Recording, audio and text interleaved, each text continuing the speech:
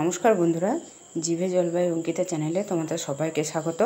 না বন্ধুরা, আজ আর কোনো জিভে জল আনা রেসিপি নিয়ে আসিনি।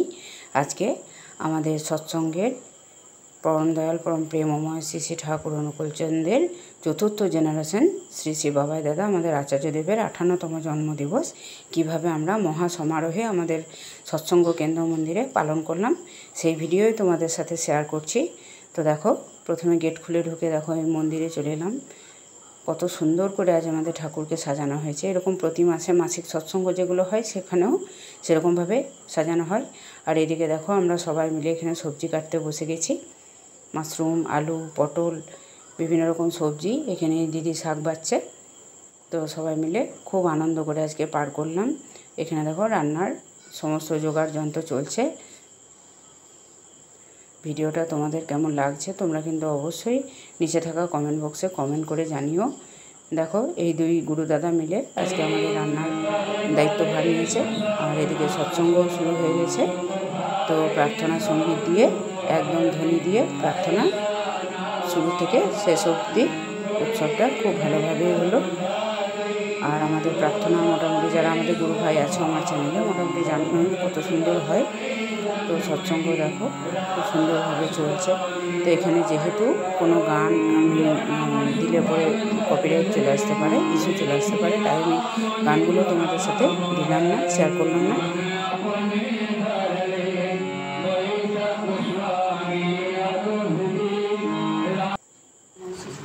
এখানে আমাকেও বাণী পাঠ করতে বলা হয়েছিল, তো এখানে বাণী পাঠ করলাম আমিও। তো সবাই যে যার মতো করে যে গান জানেছে গান করলো, যে বাণী পাঠ করতে পারে বাণী পাঠ করতে পারলো, যে ঠাকুরের আলোচনা ঠাকুরের কথা ভালো বলতে পারে তাকে দিয়ে ঠাকুরের কথাও বলা হলো। ডিপি ওয়ার্কসে বিভিন্ন রকম মানুষকে আমন্ত্রণ জানানো হয়েছিল, প্রচুর মানুষ এসেছিল বন্ধুরা। খুব আনন্দে খুব মহা সমারোহে আজকে দিনটা আমরা পালন করলাম। বৈশিষ্ট্যকে লাঞ্ছিত করিও না, উন্নত করো।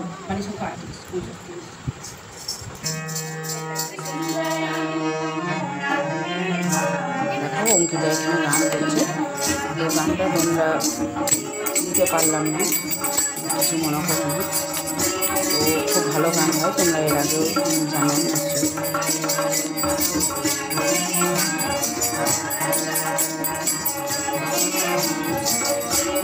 ভিডিওটা ভালো লাগছে তারা অবশ্যই নিচে একটা জয়গুরু কমেন্ট করে দিও।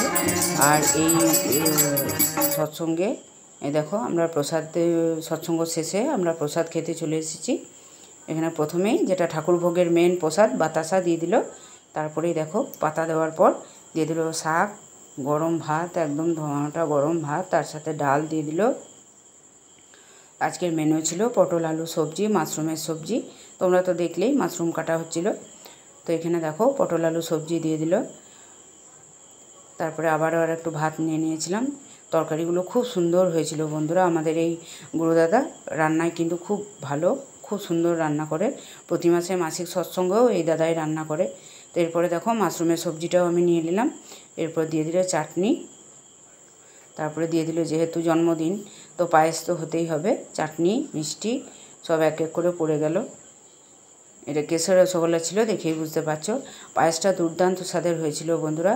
এরপরে দিয়ে দিল পাঁপড়। আর চাটনি দিয়ে পাঁপড় খাওয়ার কম্বিনেশনটা মোটামুটি সবারই জানা।